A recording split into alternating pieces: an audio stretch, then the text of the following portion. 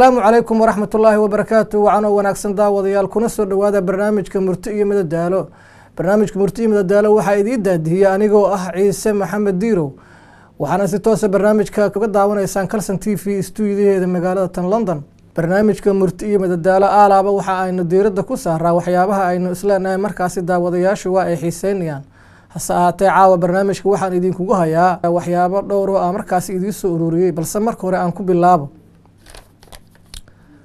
waayihii daba waxa batay wax la yiraahdo Soomaaliya baarlamaanka mooshin baa ka dhacaya waa la isku feeray waxba la waxeeyay mas'uul baa xil laga dejinaya hase yeeshee moosinku ma aha wax Afrika ama Soomaaliya u gaaro dunida oo ka dhaca waxa si kala bedelan sida la ogyahay qaababka loo macaamilo iyo sida ay dawladuhu markaasi ugu dhaqmaan ama ay ugu hoggaansamaan mooshinka la keenay iyo cid keentay iyo qaabka loo maareeyo caawasa waxaan rabaa dad badan waxa laga yaabaa markay mooshin maqlaan Soomaaliya inay soo xasuustaan dagaal iyo feer iyo buuq iyo sawaxan waxaan idin hayaa wadamo kale oo marka aad maqasho isleedahay wallahi waa wadan weyn wadankaasi oo baarlamaankoodii feer iyo faralaab ay iskala daalayaan hase ahaatee waxaan rabaa marka hore inaan idin tusiyo bal buuqii iyo isqa qabsigii iyo dagaaladii ugu dambeeyay ee Soomaaliya ka dhaxdhacay oo ay mooshinkaasi sababay iyo sidii xaal noqday anigoo marka hore ku bilaabaya bal mooshinkii ugu dambeeyay ee xilka looga xayuubinayay ra'iisul wasaare Cabdulle Sheekh Axmed iyo sida jawigu markaasi ahaa in la daawadaya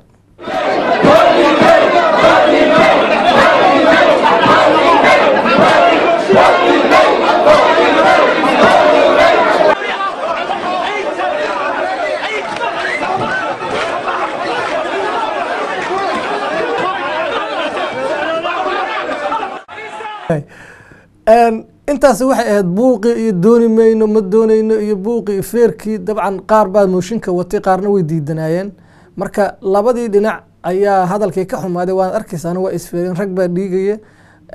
hase yeeshee waxyaabaha kale ee yaab kale waxa kamid ah Professor Jawaari oo ah isagoo afayeenka baarlamaanka sida talafariis uga baxday marka la buuqayay inta jeeray mikrofoonka oo sida u qabsaday inuu hadlo oo isku day iyo dadkii oo aan dhig jalaq u siin bal Jawaari iyo sida talafariis uga baxday aan idin kugu celiyo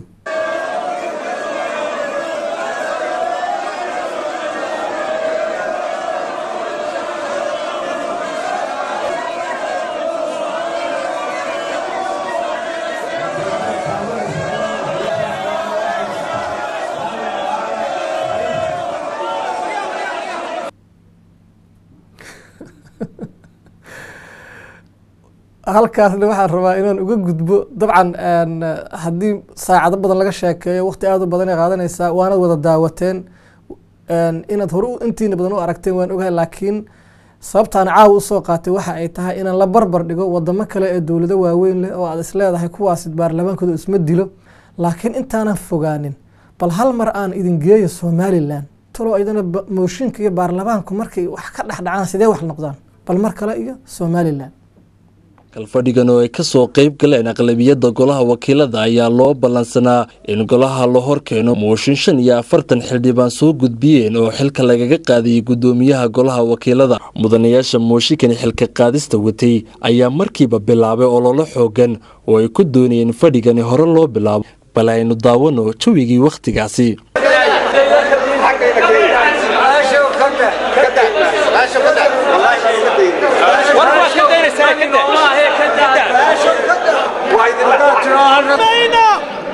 يالي ماينا قوليهنا تقع عندنا وحينا قوي مادا المصلحات أيينا قوي مادا وإلا نحشانا وذلكيسان قدوميهي مركاسي بارلمانك ahaa ciro oo mooshin laga waday iyo dhinacii isaga taageersanay oo diidan ayaa faraha isla helay dagaal baa dhacay laakiin runtii waan soo gaagaabiyay waxaan aad ugu qoslay oo aniga soo jiitay baashe oo markaasi ahaa ku xigeenka gudoomiyaha baarlamaanka oo kalfadhiga hogaaminayay iyo qoliyihii mooshinka keenay ayaa waxay isla hadalkan isdhaafsanayaan baashu ka daa baarlamaanka sidan iyo ka deymaayo war ka daa wallahi baana ka deeyay eragaas baa aad cajibiye bal mar kale baashe iyo raggii watay mooshin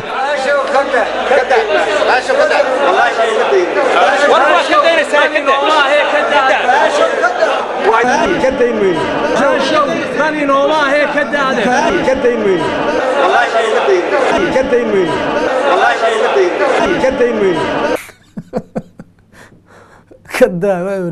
والله ما كدين بوري وايهي أنتاس إيجو جود بجيسك ما malaynaysaa inay jiraan wadamo waaweyn oo Afrikaana ama dunida kale ah oo iyana baarlamaankoodu faraha isla galo isla markaana fair la iskala dayaalo markan waxaan rabaa inaan idin geeyo Nigeria waa wadan Afrikaan laakiin wadan aad u weyn oo la yaqaan oo dawlad leh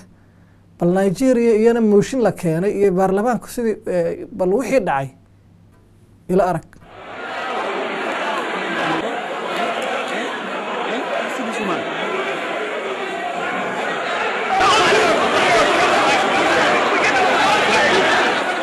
waxa iyagu yaa badanba dagaalka wuxuu ka kacay ilaa haddana xoogiisa wadahay waa gabar bal si fiican u eeg gabadha sidii ninka u dharbaaxday iyo dagaalka ka dhashay iyo halkii wax marayaan iyadoo markii u dambeysana aad arkaysay mid ka mid ah dadkii dagaalka waday oo sidii loo jiiday dharkiiba laga jeexay bal aan kugu celiyo sekin kale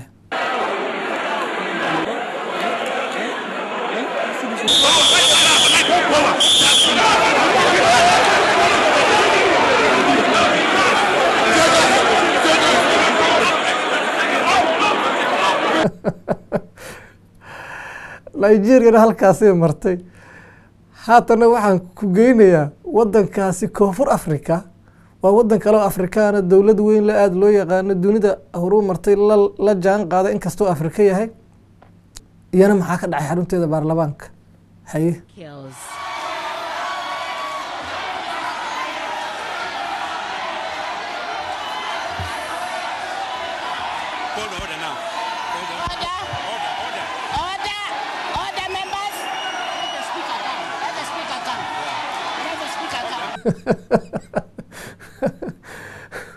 waxaan ku qoslayaa gabadha oo meesha taagan arkaysaan ee dabcan sidan malaynayo baarlamaanka kalfadhiga daadihiinaysa ay waxay leedahay hala kala dambeeyo awaamirta hala qaato hala fariisto waad arkaysaa waraaqihii baa la jeexjeexay dadkii waraaqihii waxay kusoo qortay statementigii baa la kala jeexjeexay mar kale aan idinkugu celiyo gabadha oo boliis oo dhar leh iyo dagaalkii oo gudaha la iskala baxay darbiyada la isla fuulay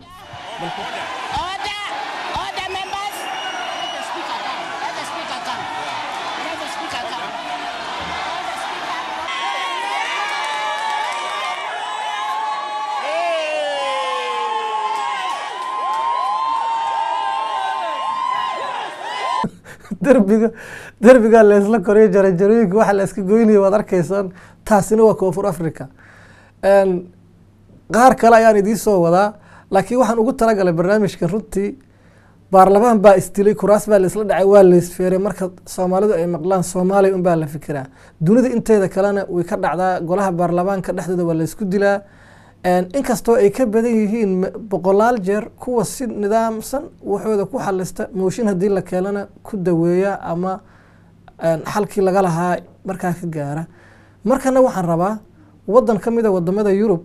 wixii ka dhacay baarlamaankooda inaan idin tusiyo waa wadankaasi Ukraine inala daawada So that's already fun. The impotent punch to the back is always fun. That didn't do much. But that dude's big, man. They had to get a couple guys on him. He's still going, trying to get up to where the speaker is. And then there's the guy in the gray suit. Unclear if he's not trying to get up or trying to get up to get into the fight. But there's a lot of dudes pushing on his ass. So whether he wants to or not... shaatiga sida loo tatoomiyo feerka loogu dalandalay ayaa aad uga yaabay. Ase yeeshee weli dagaalku waa u socdaa. Waad arkaysan waa la isla baxay qaar baa kor loo hayaa bal mar kale So that's already fun. The speakers stand. More ass pushing, not in favor of it. waa tahay taasina waxay ahayd wadanka Ukraine gulihiisa baarlamaanka oo runtii faraha isla helay ka dhamaan mayna caawa haddii aanu niraado aan soo ururino wadamada baarlamaan golahooda baarlamaanku ay ku dagaaleen kalfadhigii baarlamaanka iyo qaabka dagaalku u dhacay ma ka dhamaan doono saacado badan ayay qaadanaysaa laakiin intani waxay ahaayeen qaar aan kasoo qaqabtay intii markaasi aan islahaa way igu qoslay xaraarad badnayd intaasina aan uga baxo barnaamijka mooshinka iyo jahwareerka ka dhaca haatana waxaan rabaa inaan idiin soo qabto arin markaasi wax badan ka duwan waxyaabihii aan hadda kasoo hadalay waxaa laga yaabaa inaad marar badan maqashay daawade dadka indhayarta ah waxay cunaan bahalada waxay cunaan waxaas waxay cunaan masaska iyo abeesooyinka iyo jiirka iyo waxaas inaad maqashay horta runtii intaanan kiliibkan soo wada ida tusinin waxaan aan jeclahay inaan ka cudur daarto kana raali geliyo cid alla ciddii ka ashashaysa maxaa yeelay waxaan soo wadaa mas la jarjaraya oo markaasi quraac amba qada loo diyaarinayo inkastoo aan ka gooyey intii aan markaasi islahaa way sii daran tahay oo aadan markaasi arki doonin ida wax la cunayo hase yeeshee waan kasii cudur daaranayaa tartan cunno karin ah oo ay qabanayaan wadan kamid a wadamada indhayarta laisku yiraha gaar ahaan jaynaha ayaa waxaad arkaysaa waxa la karinayaa waxaan ku tusi doonaa mas baa la jarjarayaa markaasi waa la hagaajinayaa quraac iyo qado waxun baa loo diyaarinayaa sababta aan kilibkan usoo xulay waan ka sheekeyn doonaa laakiin marka hore aan idi tusiyo tartankaasi cunno karinta ah dabcan waxyaaba badan oo kale ayaa halkaasi lagu dubay oo la sameeyey laakiin anigu waxaan soo qaatay dad kamida tartamayaashii mid kamida oo isagu mas markaasi jarjaraya oo quraac degdega ka sameynaya bal aan idin hor keeno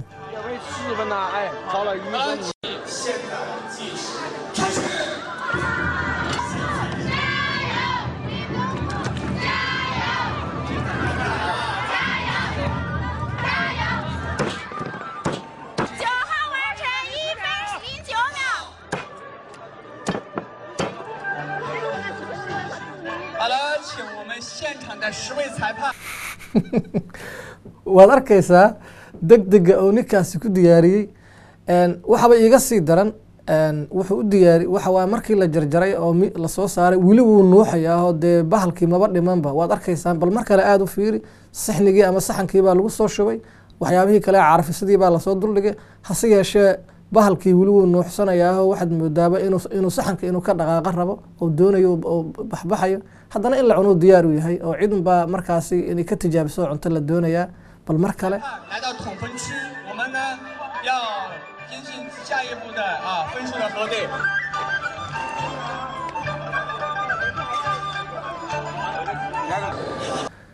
sababta aan kilibkan u keenay ayaa waxa ay tahay aniga lafteyda ayaa habeenada kamid a aniga iyo nin aan saaxiibanaha oo gaari wada saaran ayaa waxa dhacday waxa gallay jaam meel baan yaro taagnayn marka dhinaceenna ayaan waxaanu ka aragnay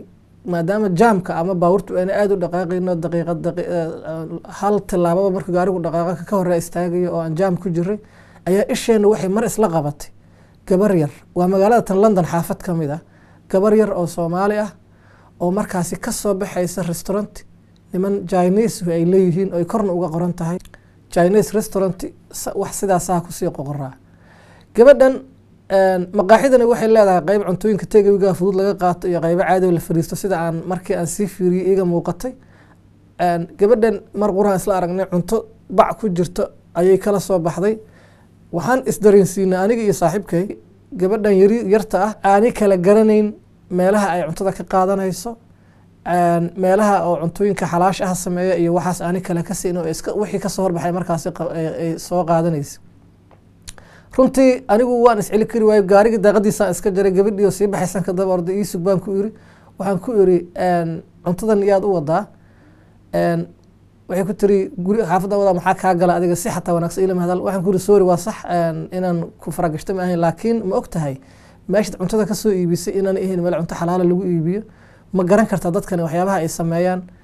waxay ku tiri erey English bay ku tiri macnaha maxaa ka khaldan cuntadan marka anigu markaa waxaan rabay inaan ku iraado ka dhaadhiciyo haddii xataa lacagtii lagaa qaatay oo lacagtii aad ugu soo talagashay ay kaa dhamaatay adeer anaa maqaaxiyaha islaamka kaaga iibinaya hooyana sidaas anba aabo cuntaha ugu gey adeer bay tiri adeer you talking too much dabeedna way iga dhaqaajis runtii anigu gabadhii aad baan uga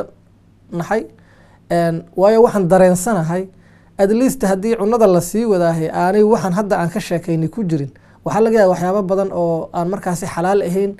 meelo lagu dubay ama lagu sameeyey in waxa ay wadatana lagu sameeyey oo sidaad ogsoon tihiin dadkan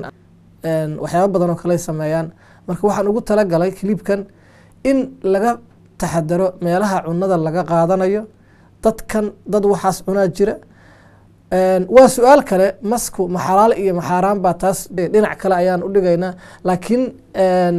ulajeedku wuxuu yahay wax aadan ugu talagelin inaad soo gadato yaan ilmahaagu haddaanay wixii fahamsanayn kuu keenin intaas ayaan rabaa inaan clipkaas uga baxo markana waxaan idii wadaa clip ama video kooban oo runtii aad uga bedelan wixii aan maanta ka soo hadlaynay mar labaadkana waa kasii bedelan yahay intii hore sida la og yahay ama inta badan gabadha iyo wiilka isqaba gabadhu markay xanaaqda ama xoogaa sabarkii ka yaraado waxyaabaha awoodooda hubka ugu badan in ragga ku ridaan ay isticmaalaan waxa uu yahay madaxayga isii waraaqdayda halkan ii dhig halkan la dhaqaaqi maysid waa saambaa tahay iyo kuleyti qabad marka bal arrinkaas wiil iyo gabar dhalinyaraha Soomaaliyeed oo sheeko yar ka sameeyay sida ay u galeen aan bal isla aragno marka hore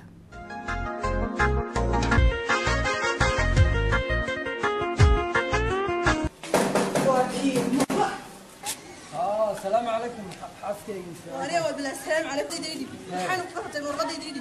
هيا دبد كودا هادلينا horta gurigeena mari gudaha kooda hadlayna horta safiya واروح بوشنا وانا دقنا مسح زوي فردان وقضي كلمه مرة بقول horta stage afka laga wada hadlayo gacanta ولا قولوا داري ما كلنا ورقدي دانو محمد نسوق ورقدي نسوق ورقدي هيا طبعا بلوت شيء ذاك كنا رئيسيده لكن ورقدي استعمال والبتاعي محمد سوقاي غوريغا نوكا الماغا ورقدي بس يدي بانكس سويت اسدون ورقدي بس يعني واحد كلام مره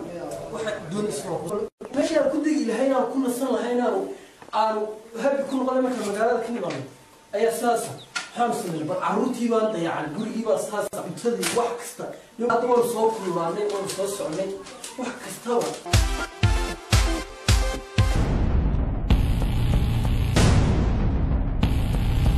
حسب لك نسي أنا كسرني الفرق حسب لك نسي ماي ما فرن ما دعي كراسة ماي لا يمفرن ما لا يمفرن ما دعي كراسة ما يفرن يا سبحان سمي لك نسي فركرا أنا ما أتشعل سجا ما يفركرا ما فايسني فردوسان كتسجا ماي أنا قاعدة أنا قاعدة أنا قاعدة الله يكحي ماي ما حد يروح أنا سمي طلع مسوي بفرق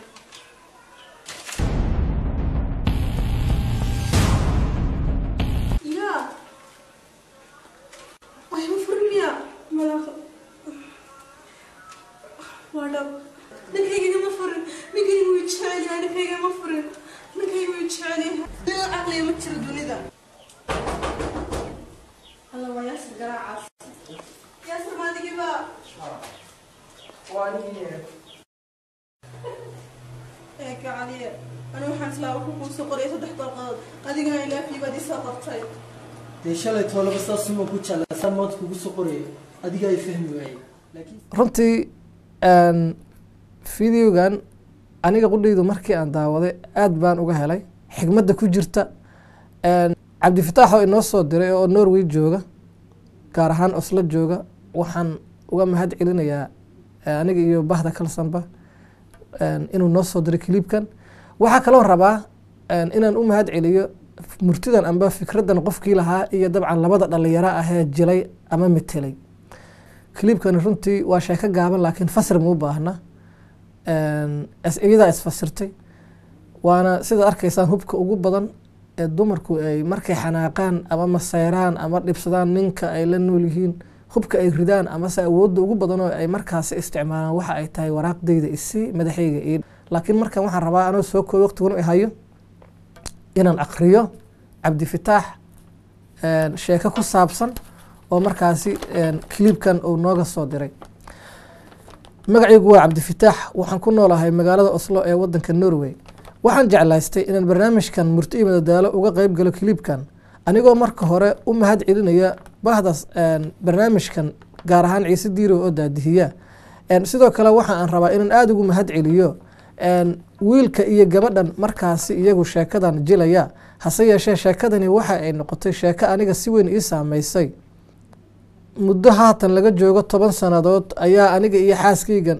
samsam waxa aynu wada deganeen magaalada muqdisho xaafadda buulaxuubey samsam iyo anigu nin iyo reerkiisu mar way isqabtaan dhowr mar baan buuqnay waan isku dhacdhacnay hase yeeshee mar walba waxay tiraahdaa madaxayga isii waraaqdayda ii dhiib waan ignore gareeyaa oo aan uga jeedo waan is-ilowsiin jiray maalin maalmaha ka mid a anigoo xanaaqsan anigoo ciyaar ka imaaday oo kulul ayay guriga markaan imaaday cabitaan wax u baahan samsam kuleetiga ay qabatay isla markaana waxyaabo hore jirjiray bay soo xasuusisay maanta maxaad waxa u yeeli weysay ugu dambeyntii kuleetiga ay qabatay waxaana igu adkaysay inaan madaxeeda siiyo si wanaagsan ma aan yeelin oo waan kala tuuray isla markaana waxaan u sheegay inaan laba ku furay samsam way baxday alaabadeedii ayay guriga ka guratay mar alla markay guriga ka baxday ma ay aadin familkeedii waxay aaday guri gabar ay saaxiibad tahay ay yihiin ay leedahay ama ay degan tahay aniga arrinkaa igu cuslaaday galab xilli waxay ahaaday qoraxdu ay qorax casirku kulushahay waa sidii waraaqdu u qoran tahay ayaan u akhrinayaa raalliga ahaada waxaan isku daya inaan soo kookoobo way dheer tahay waxa meeshan ku qoranay saacaddaas wixii ka dambeeyey anigu gurigaan hore u galay waan qubaystay sariirta ayaan fariistay fikir aad u badan baa igu dhashay waan isla walaacay madax xanuun badan baan qaaday haddii aan hadalka soo koobo habeenkaa ma aan bixin maan cashaynin subaxdii ma aan quraacanin anigoo markaasi dareemaya xanuun iyo dabcan cidlo dareemaya iyo wehel la-aan duhuradii ayaa waxaa ii imaaday nin aanu saaxiibanahay markaa ninkaasi waxa uu ii sheegay in uu soo arkay samsam runtii samsam haddii aan sheekada kala jaro sida oo cabdifataax sheegayo markii ay guriga saaxiibteed tagtay waxay isku dayday in anigu reerkoodii u tegin oo arrintani aanay gudbin oo maaragtay gurigeedii dib loo xaliyo markaa waxay raadisay fariimo u dirtay cabdifataax saaxiibkiis si arrinkan u galo cabdifataax saaxiibkiis baa u yimaaday waxay u sheegtay inuu dhibtaasaa dhacday reerkeenina weli uma tegin ninkaasna anaa ka dalbaday arrinkan ma geli kartaa cabdifataax baa duhurkii dambe anoo weli ku xaraysan qolkiygii jeefka iigu yimi iina sheegay inuu ka yimi samsam fariintaana ay soo fartay na ay dooneyso haddii bal aniga halka wax iga maraan in la ogaado oo maaragtay intaan familkeedu ogaanin arrintaa la xaliyo runtii hadalkaasi wuxuu ahaa wixii ugu wanaagsanaa abid ee aan maqlo marba hadduu ileeyahay samsam baa erga ka ahay oo dhehaysa inaan la noolaado aan dib ugu laabto gurigeygii ayaan rabaa familkeygiina weli ma oga waxa dhacay oo saaxiibtay baan la joogaa waan ka ogolaaday waana mahadsan tahay baan ku iri hadalkaa markuu ilahaynay anigoo dhan shucuurtadii baa bedelantay runtii intaanu ii imaanin saaxiibkay waxaan ahay qof suuxsan camal baanu ekay malaal amba energy jirkiisa ka dhamaaday saaxiibkay magaciisa ma aanu sheegin saaxiibkiiba kusoo gaabshay waa uu iga tegey wuxuu saacada kadib ii imaada isaga iyo iyada wada socda samsam iyo saaxiibkiiba wada socda halkaas ayuu nawaaniyey isla markaana inoo sheegay inaan gurigeena dhaqano maalintaa wixii ka dambeeyey aniga iyo samsam dib dambe isku maynaan khilaafin iyana imay dhihin waraaq isi iyo ifuri wax lamida haatan waxaanu ku wada noolnahay aniga iyo samsam magaalada tan Oslo ee wadanka Norway ku darso waxa uu leeyahay waxaanu ka badbaadnay duufaanta iyo isqabqabsiga ka jira dibadda maalintaa wixii ka dambeeyeyna waxaanu galay nolol ka duwan tii hore inagoo cashir ka qaadanay wixii na soo dhexmaray labadayada maalintaas daawadayaal intaasi ayaan kusoo koobayaa barnaamijkii murti iyo madadaalo waa anigoo Ciise Maxamed Diiro oo idin leh amaana Allah